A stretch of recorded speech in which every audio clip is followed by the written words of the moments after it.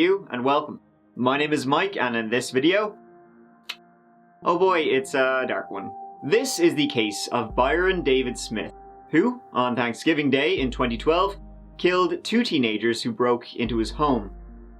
This case, it's kind of tricky as it involves something called castle doctrine, which basically involves defending yourself and your home using whatever force you think is necessary. But the thing is, he made it seem like his home was empty, sat there lying in wait, and then started blasting when two, essentially, kids broke into his home. There's some disturbing audio in this video. Byron, he recorded the entire event, so I'll give you just a little warning when we get there. So let's get there.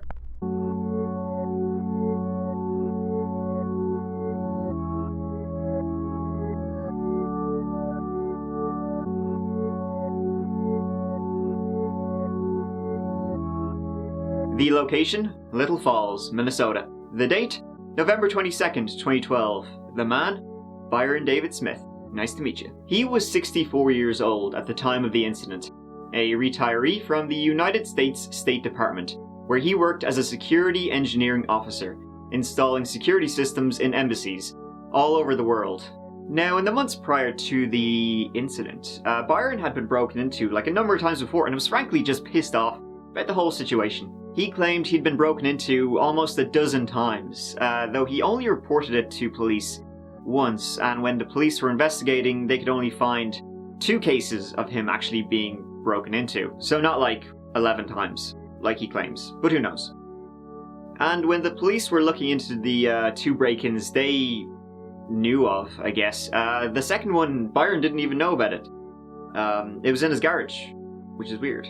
Moving on. But anyway, he'd been broken into a shitload of times, and maybe he was just itching to kill, because he seems pretty happy about it in the recording, which we'll get to. Among the items stolen from Byron include $4,000 in cash, which is a tidy little sum, his father's POW watch, that would piss you off, coins from a collection, okay, and a chainsaw.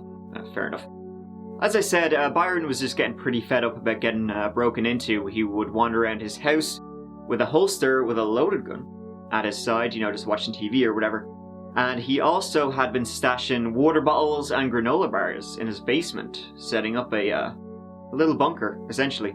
And this would prove fatal for 18-year-old Haley Kiffer and her 17-year-old cousin Nicholas Brady. By the way, the 2 teenagers, they weren't strangers. He actually knew them for about a year. A neighbor said Byron hired 3 or 4 kids from the neighborhood to help with work around the house, and the neighbor said, and I quote, he, meaning Byron, used to leave his door unlocked and let those kids run in and out of his house during that summer, the summer of 2011. He fed them dinner, he let them use the facilities. He had them chopping wood and clearing trees, using the tractor. Odd jobs really. He didn't work side by side with them as he knew that as a single man, on his own, he had to be careful what people might think. He used to keep his distance a bit. And when the kids came looking for work the following year in 2012, Byron said no, because apparently they screwed up his tractor, and he knew that they had been taking shit from his house. And that's when the break-ins really started. Property and trees were damaged, doors kicked and windows smashed. He found himself searching for items he at first assumed he had mislaid, but later came to believe had been stolen. In June 2012, he went to get money for a trip, and it wasn't where he had left it. Byron started to become pretty paranoid. For example, if you wanted to enter Byron's home without bullets entering you, you had to know the secret passcode. His neighbor claimed that the only way to enter Byron's home was you had to ring, count to 10, and then knock, and he'd let you in.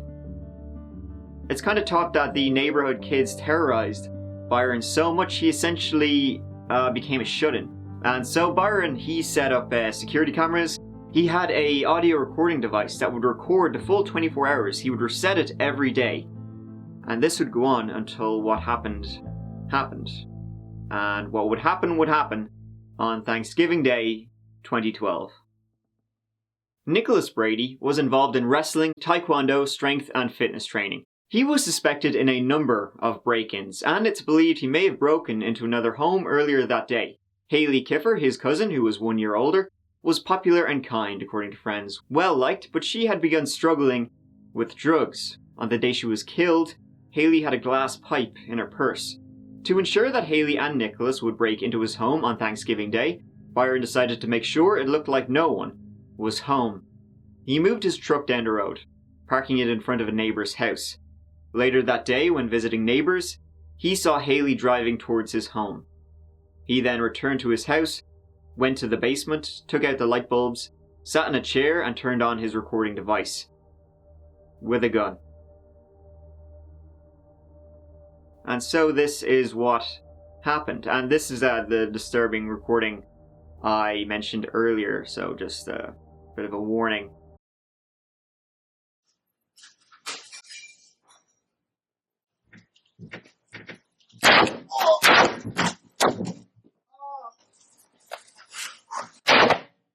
You're dead.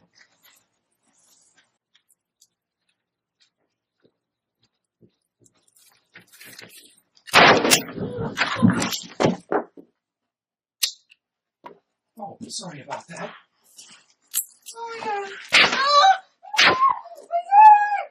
You're dying.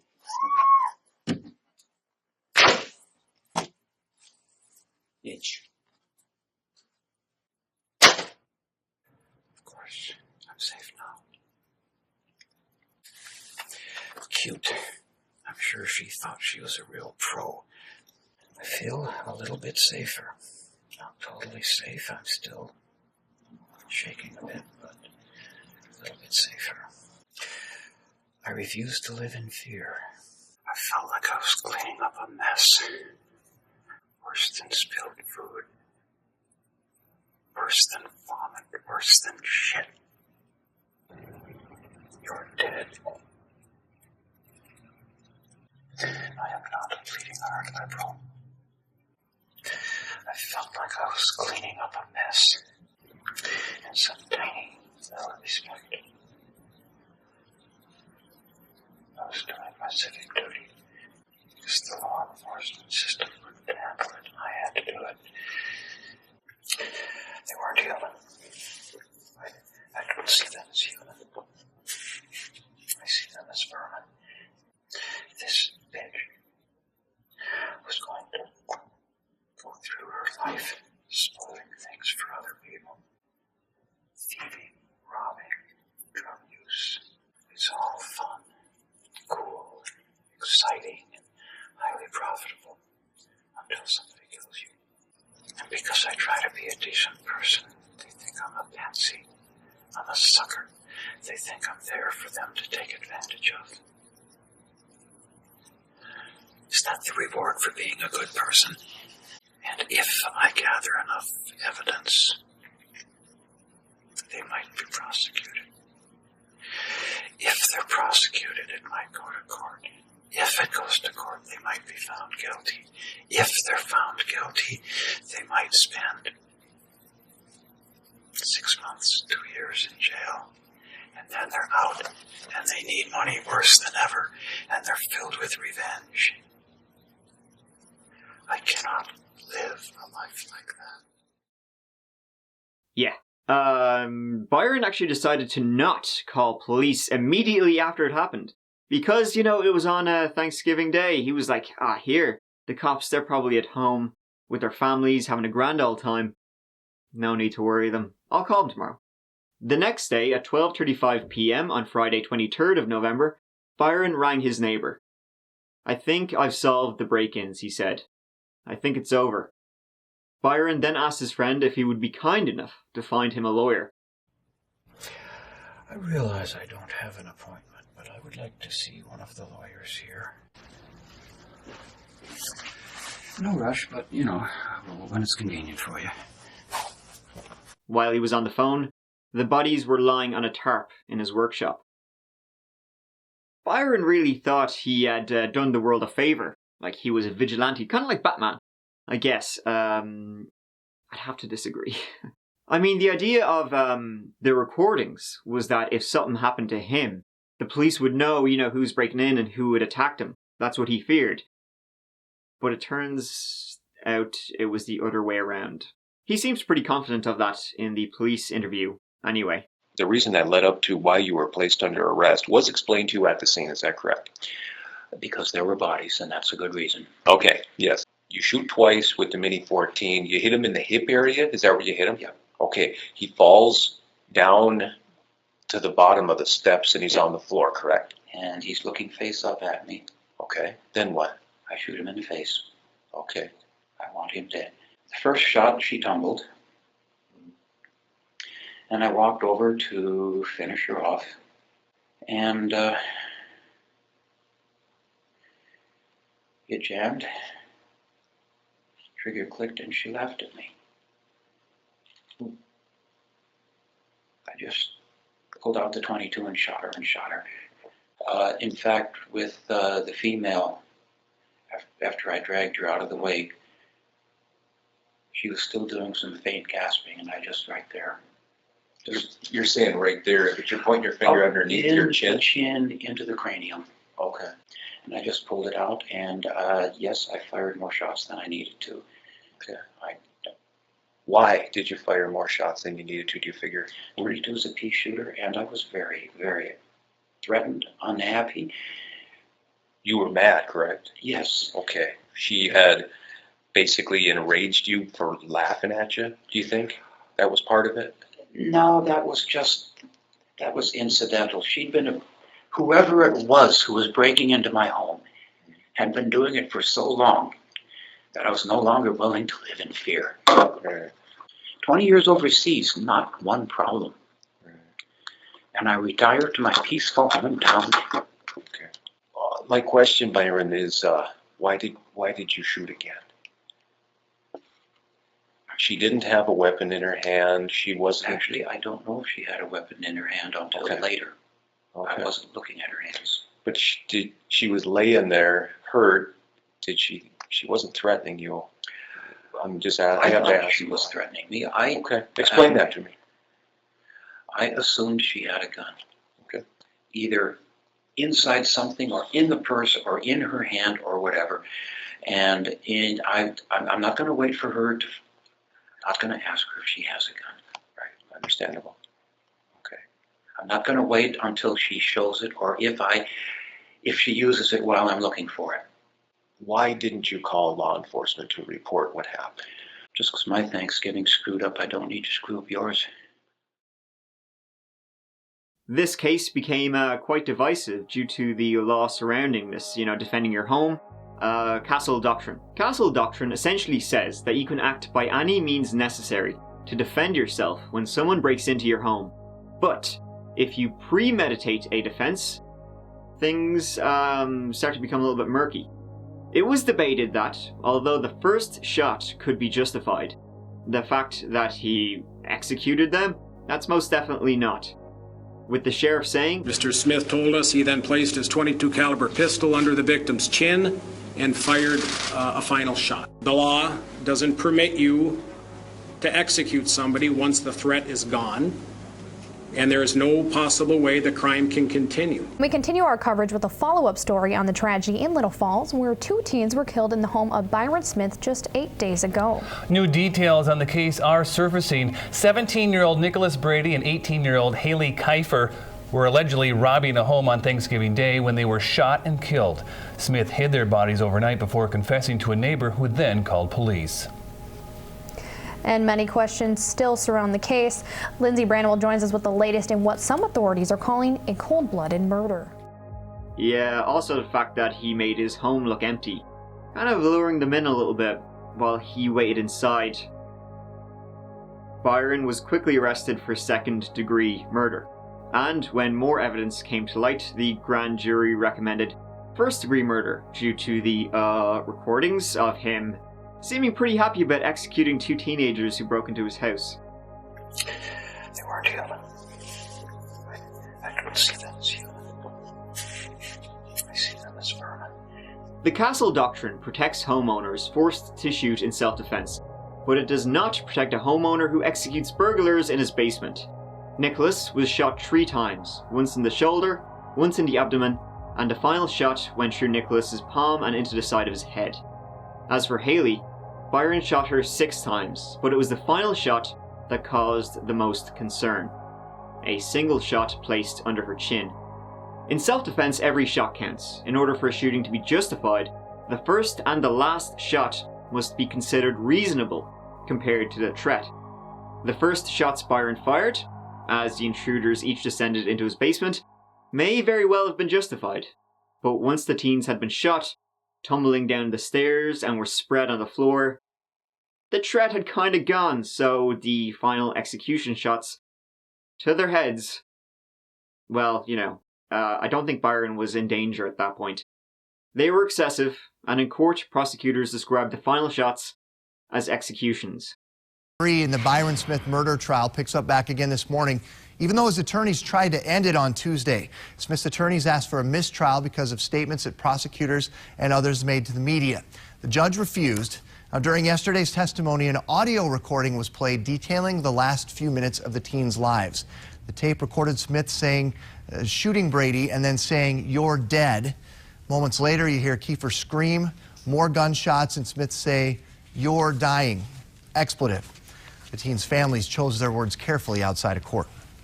We don't want to say or do anything or misspeak to have a negative effect on the outcome of the trial, or any effect on the outcome of the trial. However, some members of the community banded around Byron, some even calling him a hero. There's a new coalition in Little Falls rallying for justice for Byron Smith and other people who defend their homes according to the Castle Doctrine. As we reported, Smith was convicted of 4 counts of murder after killing 2 teenagers who broke into his house on Thanksgiving 2 years ago. And as our Scott Sheehan tells us, some members joined the group, fear what would happen to them if someone breaks into their home. They call themselves Citizens for Justice for Byron Smith Coalition. They're a group in Little Falls of people ranging from friends of Smith to those who've never met him and fear what Smith's trial could mean for the Castle Doctrine, which allows you to shoot and kill anyone who endangers you in your home. The coalition's founder, Beverly Newis, says she decided to do something after learning Smith had to pay for the funerals of the teens he killed after they broke into his home. That wasn't agreeable with me at all. Something had to be done. So I said, I'm going to do something if I can. So I decided that I would put the ad in the paper, and if anybody else agrees with me, let them call me. And I had the calls. The coalition spokesman Richard Smith, no relation to Byron Smith, says he got involved because he didn't think the proper authorities investigating the prior break-ins took the case seriously. Had other things been done, there would not be a man in jail and 2 dead kids from this case. In any other case, when you have $60-some thousand stolen and gold and guns, I think it should be taken a little more serious. While the group formed to support Smith, there are others that came because they fear what would happen to them if they defend their home. But, in the end, on April 29, 2014, Byron David Smith was found guilty on 2 counts of first-degree murder with premeditation and on 2 counts of second-degree murder after 3 hours of jury deliberations. He was immediately sentenced to life in prison without the possibility of parole. The defense attorney believed that the jury only saw one side of the case because they weren't allowed to hear about the deceased's prior record with the police, of which they had many. A Little Falls man convicted of killing 2 teenagers who broke into his home on Thanksgiving Day 2012 won't be getting a new trial. The Minnesota Supreme Court on Wednesday upheld the 2014 conviction of Byron Smith. A jury convicted the 67-year-old of first-degree premeditated murder in the fatal shootings of 18-year-old Haley Kiefer and her 17-year-old cousin Nick Brady. Smith was sentenced to life in prison without parole. Smith's attorney argued he did not get a fair trial. Among other things, attorney Stephen Meshbesher said the courtroom was improperly closed to the public on the trial's opening day. The justices say the alleged errors did not deprive Smith of a fair trial. They did have many run-ins with the law, and Byron was a victim. Oh, yeah, I'm not sure if that makes, executing somebody on the floor, not sure if that makes it okay. It's quite similar to the plot of the 2016 film, Don't Breathe, when 3 people break into a house and quickly become prey for the person who lives there, if you want to watch that. Most recently, in 2018, Byron's lawyer said he would request a new trial, as he didn't believe the 2014 one was fair. Honestly, in this case, I'm very interested to hear your opinions on it. It's very dark and disturbing, and it's pretty divisive on, you know, what he did. The break-ins, the shootings, the executions, the murders. Let me hear your thoughts down below in the usual place. And finally, thank you so much for watching. I really appreciate it. If you'd like to watch some more of my videos, please work away, and I will see you, as always, real soon in the next video. Take care of yourselves. Mike out.